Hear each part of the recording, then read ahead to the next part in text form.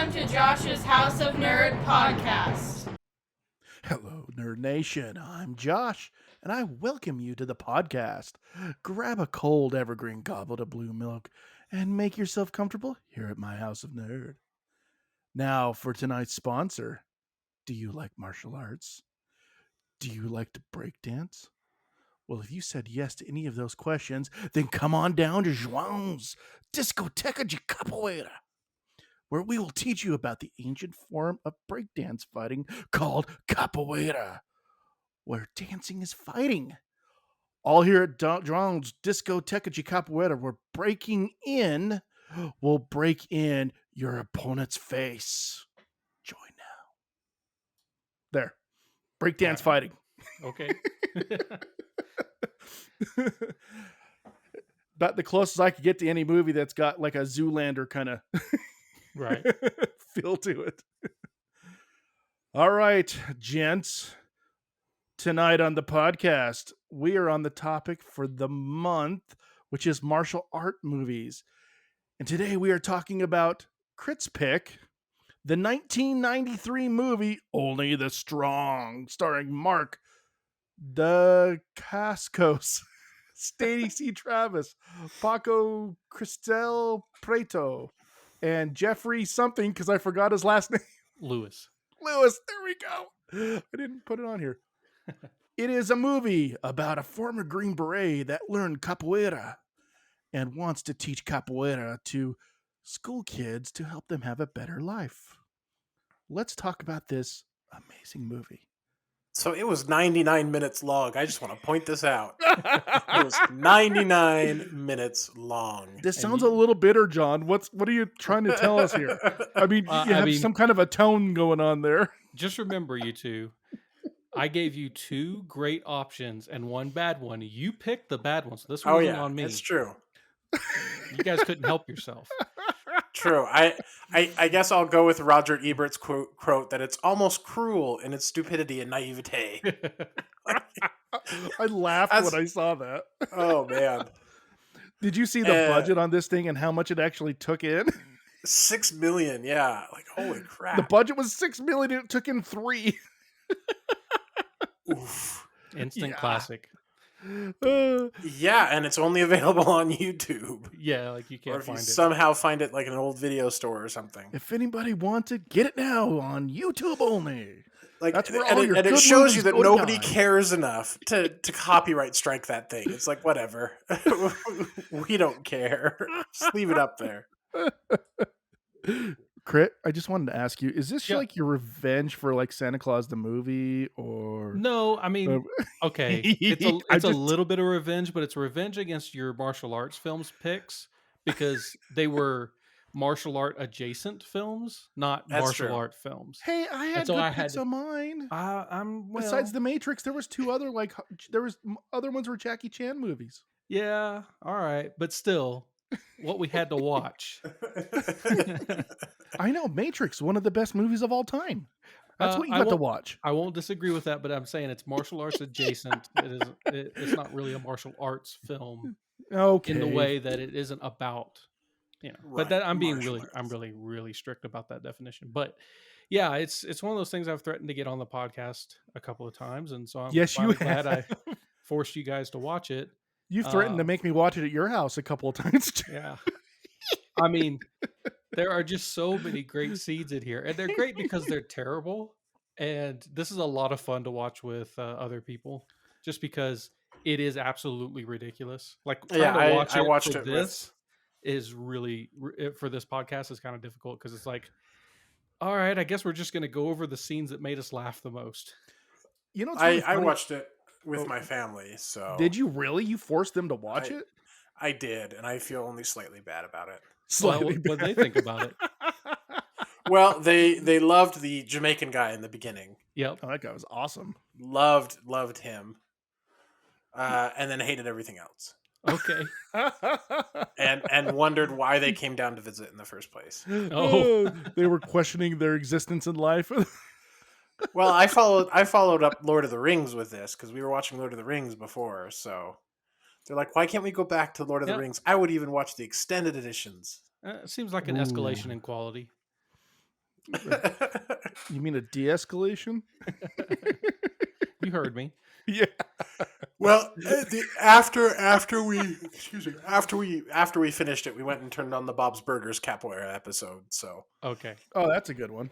it was So kind you- of like a palate cleanser. Like Sure. when you have sushi and you have that ginger you eat between rolls to kind of cleanse your palate. Like we had to do that with this movie. We had to cleanse. Oh, so this movie to you is like good sushi. I wouldn't say good sushi. I would say sushi. It's gas station sushi. I would take it as the gross piece of ginger that you have to eat between eating sushi. I hate that crap. The funny thing is, like the opening in Brazil, I thought was pretty good. Yeah, I did. That I was really kinda liked neat. that. Yeah, Except for it went on so long, like that. Well, the Portuguese was dance thing. horrible too. Oh my Oh, goodness. really? It was not good. I swear they were like speaking Portuguese with a really heavy Spanish accent. I mean, they had real Portuguese people on the staff for the, the fight. I think the fight choreographer. He was, yeah. Yeah. So like, yeah. I mean, yeah, it sounded like especially the main bad guy in the middle of the movie when he was speaking Portuguese. Yeah.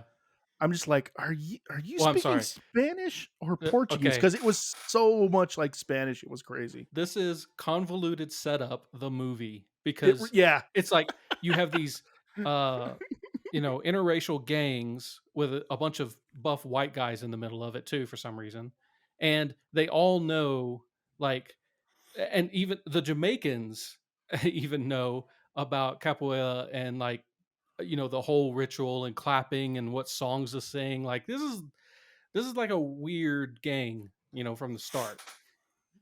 Right. this is like a messed up version of like a John Wick or where there's like it's like the really this is like the like low budget but it version. was a moody teenager John Wick. I always know. felt like Yeah, like, like a really poor Mark, like karate kid.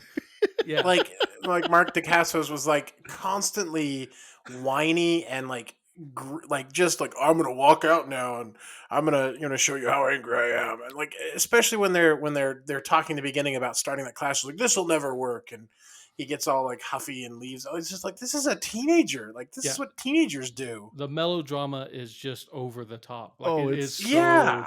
it's so great. It's so thick and cringy. It's just Yes, great. Yeah. the It part that I reminds me thought of was high school plays. oh yeah, Yeah. the With part a that $6 really million budget. Yeah. The $6 million budget, yeah, oh and jeez. filmed in Miami. Although I will give you this, Mark learned capoeira for this movie Yeah, he and did a really great job. Like, if you talk about the actual, like, okay, it's absolutely ridiculous that they're standing in front of the bus Actually, and about to get into a Capoeira's good. fight, and they start doing the Jenga, and it's like, this makes no sense. You wouldn't do that. And also, this is the only gang with only 2 pistols in Miami, Florida. Yeah, that's true. It's like all of this stops the first time they meet because of guns, and it's like, we're in a world that guns don't exist. It's amazing. Like I said, it's convoluted setup. The movie, everything that happens in this movie makes no sense in the real world at all. I'm gonna burn down this town because you took you're teaching my nephew or my cousin something good. Well, not just that. Just like, You beat you're burning down up the school. You beat up a drug dealer by doing cartwheels and backflips for some reason. And so because of that, we're going to give you a bunch of troubled kids to take care of. Like, it just makes no sense. You know what the It's so worst part about it convoluted. is too? It's so great. The bad guy, he knew capoeira too. Yeah, that's what I'm saying. Like, everybody knows this is a It's just, like, universe convoluted. in which everybody knows it. Yeah, it doesn't make any sense. Everyone knows what they're doing. And the thing that ticked me off the most, I'm just like, how many times does the main guy have to lose to the bad guy? Like, he lost like every fight pretty much. But the until first time he very beats end. the bad guy, it's like, oh, now he's gone. Like, all his honors lost now that he lost one Right. time. I was just like, what the crap? Yeah. Oh man. He and did- it Go ahead. oh sorry, it took me to that last fight to even know where I knew Mark DeCassos from. I've seen him in Double Dragon Yep. the first time I ever. I've actually seen him act good in other things. I'm sure he does. Like, I mean, he was in John some- Wick. He was the chairman on Iron Chef. Well, that's I, that's where he's most famous from, that's I like think. where his best acting has ever been is Iron Chef, dude. Wait, did he not have a speaking part in that? He was just the Iron Chef? chairman. Yeah, he always would introduce the show at the beginning of Iron Chef America. Right. That was He it. was amazing. I loved that show actually. But he had to do it while doing capoeira. Like that's how he announced it. Yeah, he would always announce it like doing like weird karate moves and stuff like that. Because he was supposed to be like the nephew or like the son of the original chairman from the original Iron Chef. Well, in and this Japan. is where you need to like cut in one of those intros too, because I need to see one of those intros. Yeah, it's funny. Me and my wife used to watch that show all the time with Morimoto, and he was amazing. Anyway, but yeah, and then I got looking into his Wikipedia and I did not. I'm like I know I've seen this guy other places, and I just couldn't put my finger on it. But he was actually in John Wick 3. Yeah, he's Zero. Yeah. Yeah, That's Zero. Yeah. I totally spaced that. Oh, I mean, they shaved his head and everything for that, didn't Right. they? So. Well, and he's older too. I mean, keep in mind, like this was what was it, 96? 93. 93. Yeah. I mean, this is 90s the movie. Oh, yeah, dude. that soundtrack. Oh, And the montages that along with that soundtrack. Oh my goodness. I almost felt like it was an 80s movie. Yeah, it really did throw back to the 80s. It really did. I mean, it's not that far from them. Yeah, true. I mean, oh man. Because I felt the whole time it's like this is an 80s movie with 90s kind of style music, kind of. Yeah, I mean it's just the editing is really bad on certain parts and stuff like that. Like the very end fight has like all these inconsistencies with like the kids moving off to do a thing, but then they cut back to the fight and the kids are still standing around them, and like it's just, oh man, it's like there's no memory between jump cuts. It's like cut, and it's like where were we? I don't know. I think we're over here. I mean, it's just like what? This was before shaky cam. This was before the people that needed to do the martial arts didn't have to do the martial arts. They just cut it enough where you couldn't do it. So the people were actually out there doing the stuff. And I can appreciate that because a lot of those moves and coordination that takes, even with the kids, I know a lot of it's like shot composition, you kind of behind one character so they aren't really close together. But some of those shots where you can kind of see the distance between people, they get hit by that. It doesn't feel good. I mean, outside crescent kick is like one of the weakest kicks out there, but it's like they can still hurt you. So like it did some cool stuff on it. I for the martial arts, I'm not going to discount I thought the martial arts at all. Dude. Yeah, I thought the martial arts was actually really well represented itself. It had nothing to do with the story, and the story is crazy, but the actual martial arts itself, I thought were really great. Actually, really good exposition. Kind of an expo on capoeira and how it's done. I've seen it. Like I've told you before. I've seen it live, and what they were doing is everything that I've seen at these capoeira, like schools, because there's actually schools down there, and they're all over the place in Brazil. Yeah, and I mean, we'd have one in every neighborhood, and then you walk by and you would always hear that sound. The capoeira, the sound of the I don't remember what the instrument's called, but them hitting against that string, and it was amazing. And this movie had everything that I have ever seen from authentic capoeira. Well, Brazil. Amin Santo is a legit master. So that's who trained everybody and did the choreography for the actual fights. So that makes sense why the capoeira was so good. Yeah, it's legit. It's totally legit. Because I never flinched when it came to those parts. The actual fighting scenes, they were fantastic. It was just the rest of the acting that I would. Well, it's not just the acting. The story itself is insane. I mean, I still laugh. I mean, I laugh every time I think about it. Like, the bus scene is my favorite scene because it's so ridiculous. Like he's confronting the big bad. They're about to get into a fight right before the police show up, and they start dancing. And I'm like, this has got to be the most ridiculous thing anyone. Like, if you're living there, you're just like, what the hell am I seeing? Imagine a cop running up on the scene. He's like, what was going on? Well, I like how he didn't even address it. He didn't even address it. Yeah. Nothing. We were just kind of dancing in place with each other. I mean, nothing. Oh man, it's so good. It was a slow dance. Yeah. I'm sorry, sir. This is the year 1996. We can't get after you for dancing. I mean, yeah, like I said, it is absolutely a crazy screenplay. And if it wasn't for the martial arts, I don't think there's anything that would save it at all.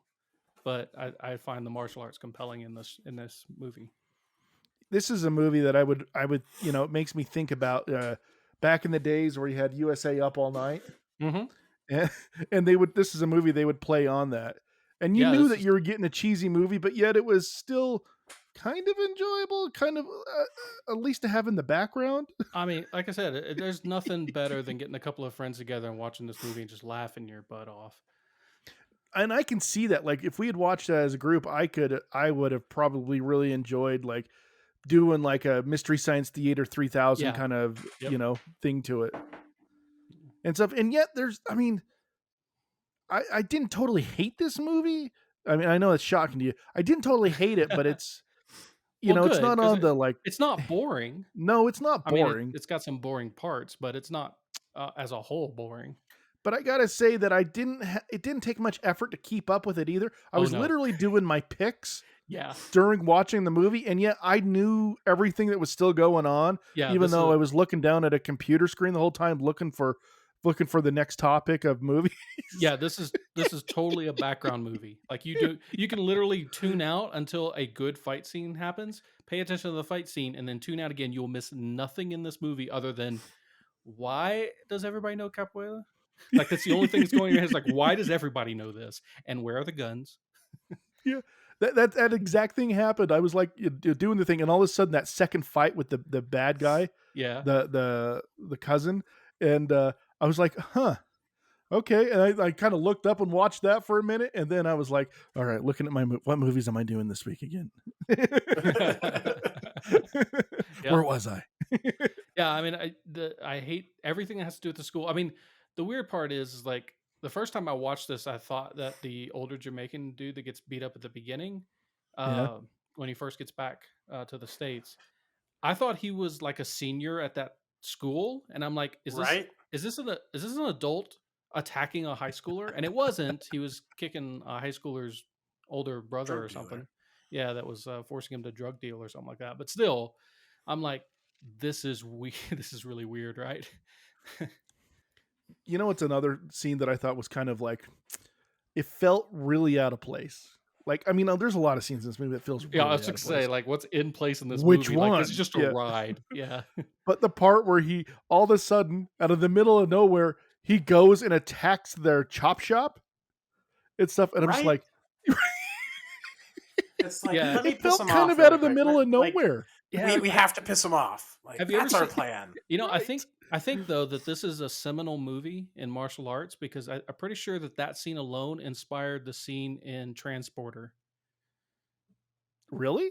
Yeah, the one where he's fighting in the vehicle section and he gets in the oil and then he puts the little bicycle clips on his feet so he can keep kicking people. Yeah, without slipping. Yeah, I think that was inspired by this one. That's such a good movie. Okay, I could see that. No, I'm messing with you. That's not nowhere. I'm just. They both take place in a mechanic's place. Yeah, I just thought it was funny, and I noticed a part in the middle of it, like when he's sitting there, like, kicking the crap out of the people for some reason. I just loved it how he got told that they're coming after you, you're gonna die, leave town, and then all of a sudden he shows up in their chop shop and just starts like beating the crap out of them. Like, I'm gonna make it worse just because I want to call you out. And then he goes to explode that car at the end. And I don't know if you guys noticed the gas can. He threw a gas can into the car, and the gas can didn't even land anywhere close to the fire. Yeah, it was just like down to the passenger side, and then all of a sudden it does this like weird, like long distance cutaway, and then it explodes. Yeah, this is such a paint by numbers like hero setup thing. The whole thing that with the protagonist, Mark's character getting beat up multiple times by that's to set the power down. I mean, it's like screenwriting 101. It's just like, okay, we want our protagonist to, show that he's overcoming something. So have him meet the big bad early and have the big bad hurt him, and be on top. And so now he's got something to fight against. So it's just really paint by That's numbers. well, you look at it. That's kind of what they did in Karate Kid. That's why I kind of Yeah. joked about being some of those movies. You kind of see the same setup you see in some of these other movies, like all kind of globbed into this one. Yeah, I mean, look, you can do a paint by numbers story and do it really well. Paying attention to everything, have real heart in it. Make the somehow make the audience care about the characters. This one tries to do that, but I'm pretty sure it doesn't succeed for anybody really.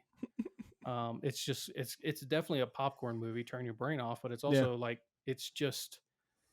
Yeah, like I said, the only really redeeming factor is the fact that it just uses a non-standard martial arts for America. Yeah, or for the US. I looked it up, and I didn't think I didn't know how much like truth it was what you guys said of this being like the only capoeira movie. Yeah, it is. It's the only one that uses it front to back. I looked Yep. up.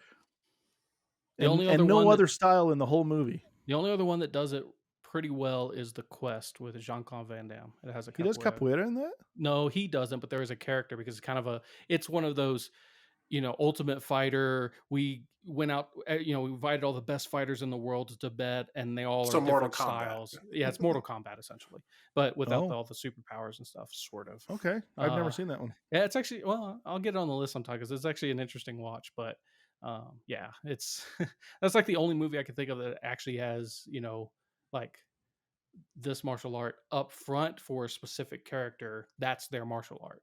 So to get it on this list, what we need to do is do a month where it's only Jean-Claude Van Damme movies. All right. Please don't. I mean, there's a lot of good ones. The funny thing is, the director for this movie did a couple of Van Damme Of movies. Jean-Claude Van Damme. Didn't he do Bloodsport, I think, or he did Lionheart. Lionheart. Yeah. He did or is it Kickboxer? He did Double Impact. Let's see. He did Perfect Target. Oh, yeah. He polished the script for The Quest, so he was at least on the production. He didn't actually direct that one. Yeah, he's done a lot with Jean-Claude. Yeah, he did do Bloodsport.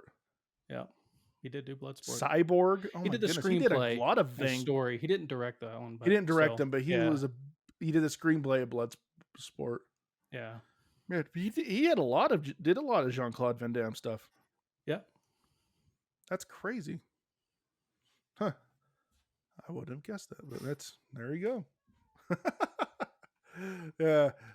You know what? The funny thing I say though, Jean-Claude Van Damme, he's actually got quite a few movies I really like from the early 90s. I mean, I love Time Cop. I love Time Cop, but if you're picking, movies for a specific actor, he's got a good set of entertaining movies that you can watch. Right. Yeah, exactly. But I mean, and you could sense even some of the in this movie some of those things too a little bit, but I guess go figure.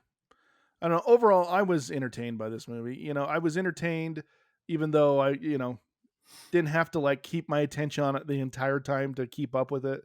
But it was definitely entertaining, and I don't know if I have too much more to say about it. Favorite, most memorable scene. Most memorable scene. It's when he's talking to the people in the class, not the class, but all the teachers. Yeah. And that one guy gets up and is like, making those death squads. Yeah. Just goes off on him. Like, just goes nuts. I'm like, whoa. Yeah, I like how that guy's in the first half of the movie as like kind of a opposite love interest, level antagonist type. Yeah, kind of try to make a love triangle of sorts, and then he just disappears for the second half because like we ain't got time for this. You know what's funny about that guy? He's been a baddie in other movies, and I wish I knew his name and stuff. I mean, I recognize, of course, the teacher, Jeffrey Bond Lewis. But that guy that you're specifically talking about, I know he's been a baddie, like an antagonist in other movies. I can't place him, nor could I find his name. Yeah, it's interesting. So like movies like this, what do you like? How hard it is to find this movie? Like, we literally had to watch like a bootleg copy on YouTube, unless you're gonna buy DVD of it, which is difficult. It's And amazing how many movies like this are out of print. oh yeah, a ton of them. And it's like, you know, is there any redeeming reason to like, for society to save these things? I mean, they are art in a sense, and they definitely speak of the time that they were made in and stuff like that. Like, is there any merit to trying to keep something like this around or movies like this around? I think there is. I mean, don't get me wrong. This might be a cheesy movie, um, but I think Mystery Science Theater 3000 has like a good idea of that. They might be, you think of movies like Birdemic, and really cheesy movies like that or like this. They have a place in the in the zeitgeist of movies, Mm-hmm. but I think they should be preserved. Yeah, I mean they're fun watches. Are they good movies? No, but a lot of movies out there. There's a lot of movies out there that don't have to be, you know, good to have fun. To watch. Right. Have fun to watch with like you guys or Pete. Our friend, and you know they're fun to sit around and tease, and you still can find enjoyment in them. So I, Yeah. I think there's absolutely some merit to preserve and save movies like this. So there was one movie with Mark uh, Dacascos that I wanted to get on here, but I couldn't find a way to watch it, which is a French movie, French martial arts movie called Brotherhood of the Wolf. It's kind of a period piece, also. I saw that in Um, his list. Yeah, yeah, and it's actually a really fun kind of horror martial arts slash period piece movie made, by a totally different group of filmmakers and stuff like that. And I was like, I couldn't get him. I was like, well, I have to get Ole Armstrong in here and stuff like that. But it's like I can't find a way to watch that movie even if I wanted to, and that seems like a little bit of a, you know, kind of a letdown. yeah, I would agree. I agree. It's amazing.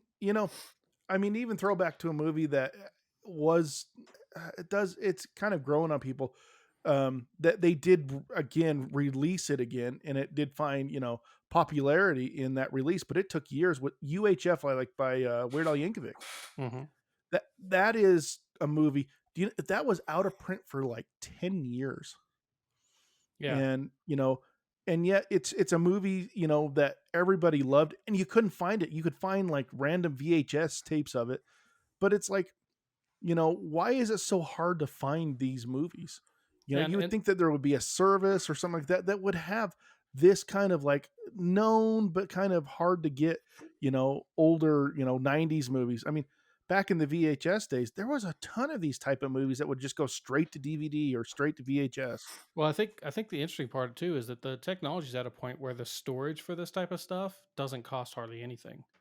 So like That's a good point. streaming services could totally have this, this huge, and I'm not, I mean, some of it's probably licensing and stuff like that because licensing for broadcast is very specific. But, like as far as the technology goes, kind of B, C, D list movies like these Hmm. could totally find a home online, and people would watch it even if it's just for with a bunch of friends to watch a bad movie together. Because I think Mystery Science does good in the sense that it kind of surfaces these bad movies and gives it extra entertainment. But I think there's something to be said for like being able to watch the movie without them in order to do your own thing with your own friends. I would agree with that. Like I say, a callback to again to Birdemic. um, Yeah. I've seen that both ways. We've seen it without MS, without Mystery Science Theater, and I saw it the first time without it. And it is nice to see it without it. Um, you know, and then it kind of enhanced it a little bit watching it with Mystery Science. Mm-hmm. But it's actually kind of hard on some of these movies, even with Mystery Science, to watch it because they can't even get the licensing for some of these if you can even find it, Yeah. which is Yeah. sad. I mean, yeah, licensing is kind of, I mean, that's the way people are making, or companies are making money, but it's not really that great for the end user. No, and it makes it so hard, and it makes it so hard. I mean, that's one of the things Mystery Science Theater ran into was licensing of these movies. Like it was getting to them so hard, and people were charging them so much for dumb, like horrible movies. that it made it really hard for them to even, keep the show carrying on, which is sad. Which is sad. But there should be a place for things like this. I mean, it's funny how many movies uh, that I talk to people about, and I can't think of any good examples right now, or they'll throw out like, hey, have you ever seen this old 80s movie? And you're like, yeah, I think I have. And yet, I haven't seen it for 20 years and you just cannot find it. Yeah. It's just nowhere. And I wish you could watch some of those, but anyways, this is a good example of that. And I don't think I probably would have never seen this if I, even though it's not a great movie, I'm still glad I saw it. Well, now we have for that reason, and because I love Brazil stuff. I love stuff from Brazil, and this is definitely a throwback to Brazil hardcore. Yeah, I mean, if anything, we now have references we can joke with each other about. So, yeah, there's no doubt about that. And for that, I always want to watch it again just to get those references, so I can, throw back to it even more. Yep.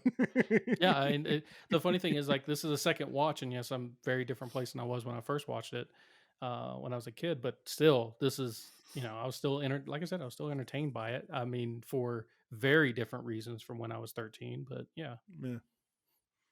How did you watch it the first time? Like, where did you see it? Did you actually rent it on DVD or VHS? Or this would have been VHS probably. You think you like rented it originally? Well, yeah, because like when I grew up, I was real into like any type of martial arts movie. I was taking Taekwondo and doing all stuff like that, and anything even remotely related to martial arts, I was watching. And so, like, if this whole idea of like, martial arts, but it's Brazilian and it's dance fighting, and I'm like, okay, that's really strange. Let me watch that. And I always love the coordination of the fight scenes and stuff like that. And not just the coordination fight scenes. The funny thing is that the tradition of Capoeira actually lends itself to that coordination. You see, the fighters are actually not trying to hit each other, and they're actually responding to each other's moves with like a perfect inversion of whatever that move is. So if you see a leg sweep, the other person's going to do a crescent kick over the top to kind of create like this, symmetry between the two fighters. So it really is more like dancing than fighting. And there's actually some really crazy moves towards the end that they throw in for the final fight, like the 1-ton kick and stuff like that, that are just really hard to pull off. Like they probably had to do it, probably many takes before the camera actually captured it, because it's just, first of all, it's just hard for the person to do. Second off, it's hard for the camera to capture it because it's just really difficult to kind of line everything up and make sure the shots are right.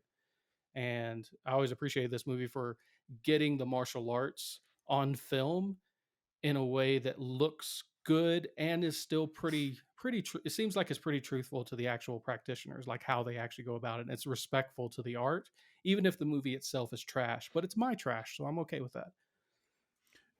The thing I really enjoy about this is a lot of people now know of Capoeira, but they sort of. Maybe. I mean, it's kind of coming. I mean, it's mostly from like Tekken and fighting games and stuff like that. And if you want to talk about like bringing attention to this type of martial arts, it definitely does, because a lot of people don't know where this comes from. They don't know the history of it. I'm guessing you want to probably know a little bit of the history. Do you?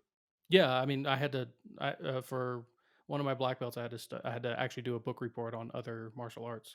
And what I know is about from the local Brazilians telling me about how it was African slaves brought over from Portugal, and that they would, to hide like their kind of like training and. Wait, so they caught Africans in Portugal?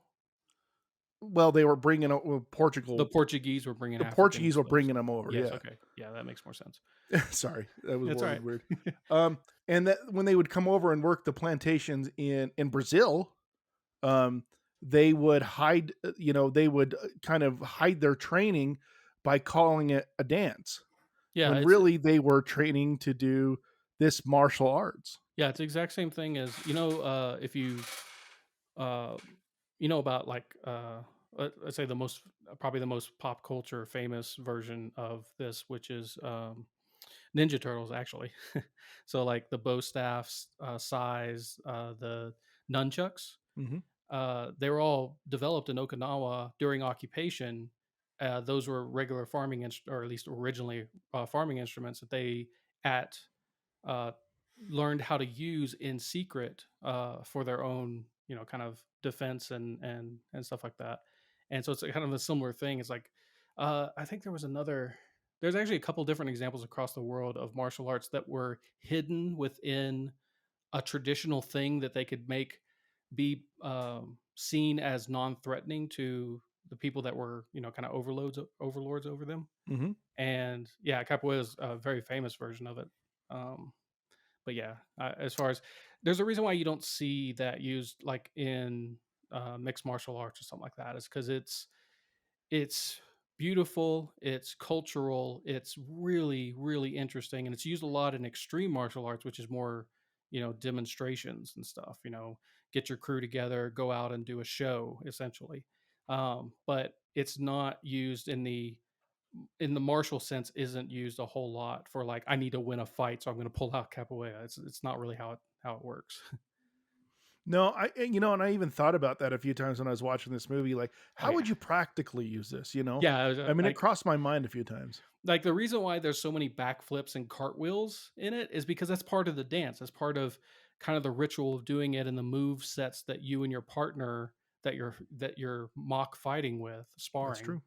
are going to use to kind of make it a beautiful quote unquote fight. But that's not like there's no reason to do a backflip, when someone's coming at you with machetes. Like that just doesn't make any sense at all. Like that doesn't help you, because they could just run a little faster, get to you, and cut you. Yeah, Like it doesn't make any sense at all. But that's kind of the fun of it, because this is total fantasy, but it's a fun fantasy. that reminds me of the Matrix when Neo runs up the wall, and then he like flies backwards. Yeah. Getting away. It's like, why is that a good idea? Well, In no, that, no, that's actually a great scene, because when you're watching it, yeah, the first time you're watching it, you're watching Neo fly through the air. But if you watch Morpheus, he's okay. looking at him like, you dumbass, Yeah, no, and then that's the just point I'm sidekicks trying to him. make. Like Yeah, he watched him do the whole thing, and it's like, yeah, that looks pretty and all, but Morpheus shows him that's like, yeah, I could kid you at any time because that's really didn't do anything. right. Well, that's what he's saying, is that the flashy moves are great when they work. 9 times out of 10, they won't work. And the Wachowski's putting that in there and making that part of the story of Neo learning quickly what works and what doesn't, and Morpheus being a great teacher of it, showing him that you can do things that defy gravity, but what does that mean? You fly through the air, not going to help you much, Yeah, you know? how does that better you? Yeah, well, how does it put you in an advantageous position? You got to Yeah, think differently about this type it's of like stuff. what But yeah, Morpheus says right after that. Why did you lose? yeah. I mean, some of the moves are in capoeira are kind of awesome, in the sense that a regular fighter wouldn't see the actual hit coming because it's off timing. I don't know how I can explain that really well. It's like when the actual foot or arm or leg, elbow gets close to you, you weren't expecting the kick to come from there if you've trained against other martial arts. Like it's one advantage, it seems, in a fight, is that it's kind of a little unpredictable if you haven't seen it before. But that's like 2 or 3 moves maybe. Mm-hmm. Most of the time it's not going to help you much. And like I said, just cartwheels out of nowhere and backflips and side flips and stuff like that. It's like, this is I've never seen it used practically, like in an actual, like I've always seen just the dancing them and like dancing in tandem and stuff like that. I yeah. thought it was quite interesting also when they actually went to, you see it with a lot of martial arts, you see a lot of hand movement, like, punching or, a lot of that. But this was just almost like, it felt like street punching. And I don't know if that was, I'm guessing it was real, like how they really do it. But when they weren't using their feet, it was just kind of like street fighting. It I felt mean, a like a punch little is a bit more. punch. Your arm only lines up a certain Yeah, way biologically. So it's like you're not really going to get some really crazy stuff out of there. it But just didn't feel anything special. yeah, Like they almost feel like it feels more artistic when you're looking at some of these other martial arts. They hold their hand like in kind of like like a knife shape or something like that, or I don't the know. I mean, karate chop kind of look, type yeah. thing. I mean, those types of things aren't. I mean, if you want to hurt someone with your hands, use a fist.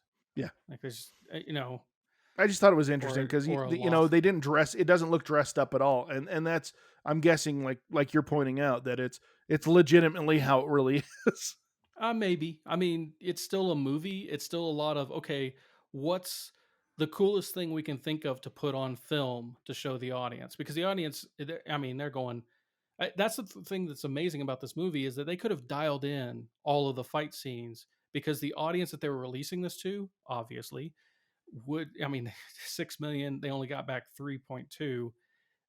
There's no audience for this, so they didn't have to do the martial arts well, but they tried, and They tried. I They did, appreciate yeah. that. Yeah, I agree. I agree with you. All right, is that where we are?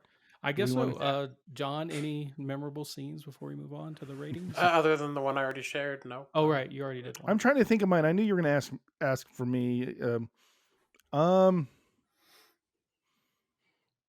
Memorable scenes. I think the only memorable scene, I kind of already mentioned it a little bit. Oh yeah. I thought the garage part, it kind of made me chuckle a little bit. That was probably one of my more memorable scenes. That kind of stuck in my head and stuff because it was so contrived. How about that sexy back handspring when she's patching him up and they are doing a tickle fight afterwards? Oh geez. You want to talk such you know what? And I could see it from 5 million miles away that was going to happen. Yeah. Because there's not a lot of scenes with her one-on-one in that movie. Yeah. And then the second they get one, it's like you kind of knew what was going to happen there. Yeah. Like I said, convoluted the movie. I didn't know if I was going to go for a tickle fight, but I thought something was going to happen. Yeah, it's just a tickle fight. This is this is a wholesome show, man, with drugs and dance fighting. Yeah, as wholesome as they come. I can't think of any ones it's a Capoeira movie that is more wholesome than this. Yeah, because there just aren't that many. All right, you want to do ratings? All right, let's do it. Sure. John, you want to go first? Well, I watched this with my mom. I watched it again with my mom? What'd she feel? No. I think there was lots of sighs. Yeah. At least she didn't walk out, though. Or did she? There was nowhere to go. Yeah, you live out in the middle of nowhere. What is she going to do? Well, that is a downside. All right, Crit, what was your rating on this sucker? Mine's 3 out of 10 sequin vests. Nice. I don't know. I mean, if you got muscles that size, I guess, anything you wear kind of works. But geez, it was like Bedazzled before Bedazzled was a thing. On top of a coke dealing, drug kingpin for a neighborhood.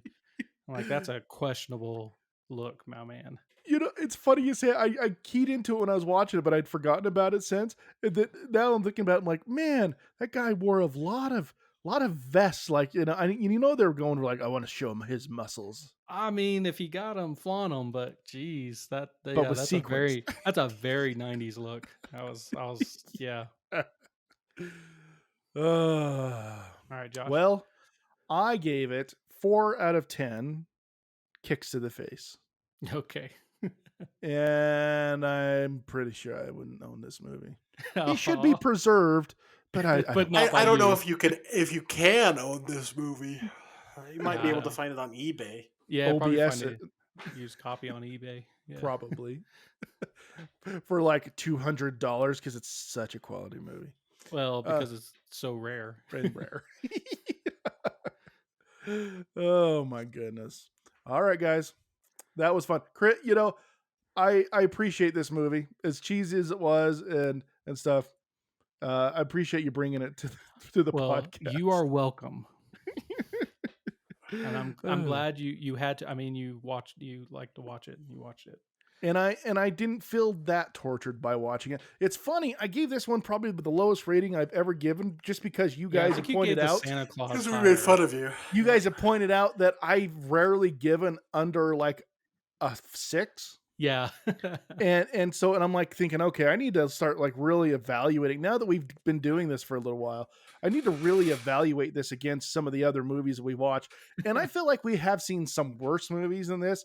And if I were to go back and reevaluate them, Santa Claus the movie would probably definitely be one of them I'd reevaluate.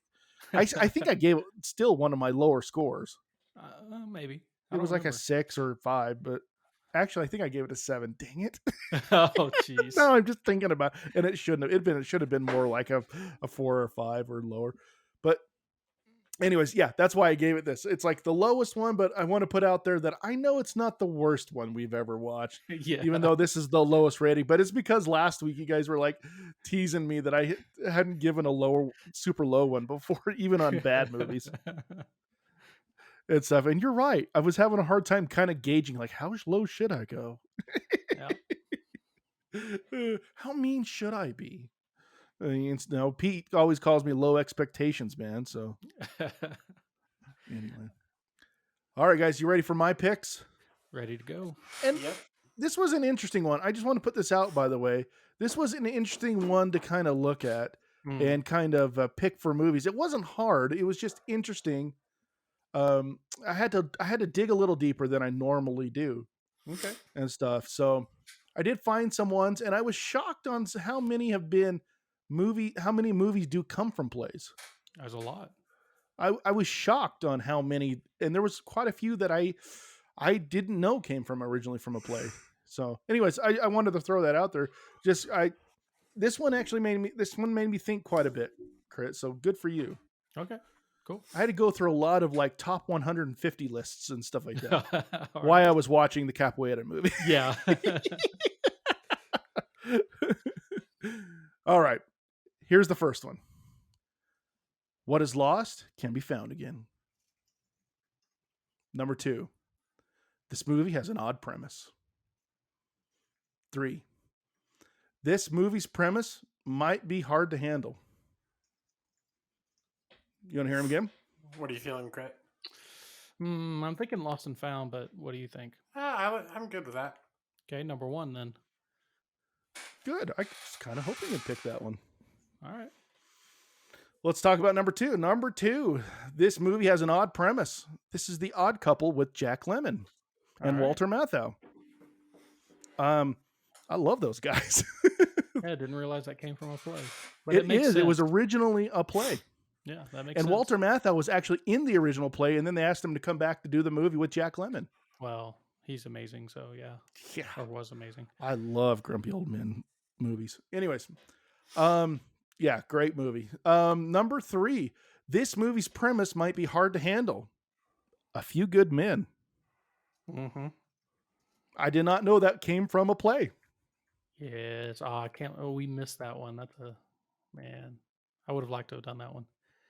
This one I really like too. So I was hoping 1 or 3 the most, but I would have loved any of these. Because A Few Good Men is Sorkin.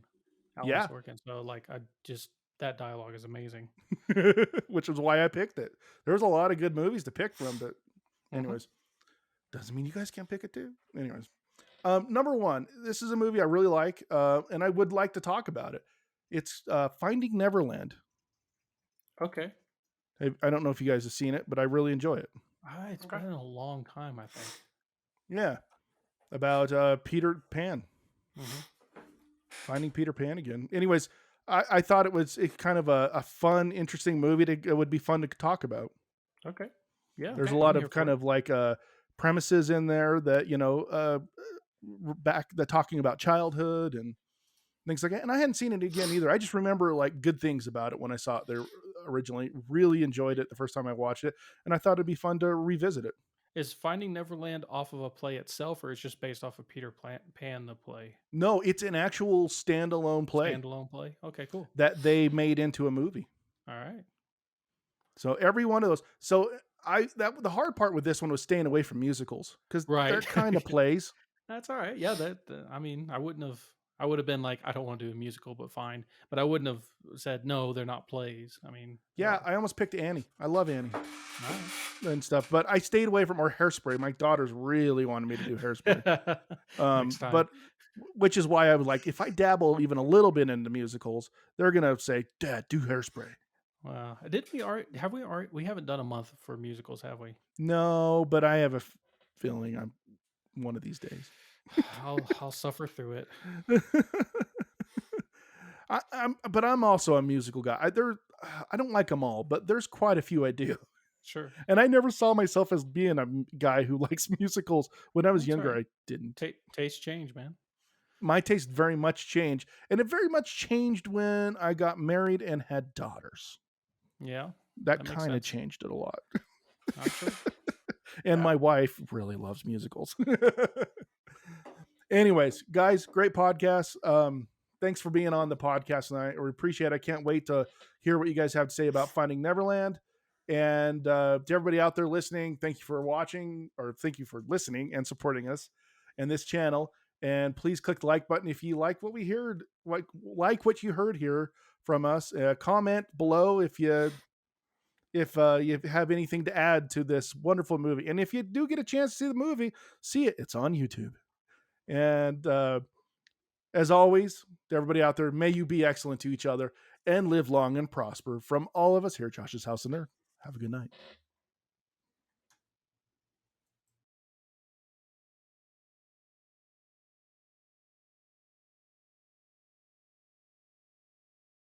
Thanks for watching. For more nerdy awesomeness, please like and subscribe and check out our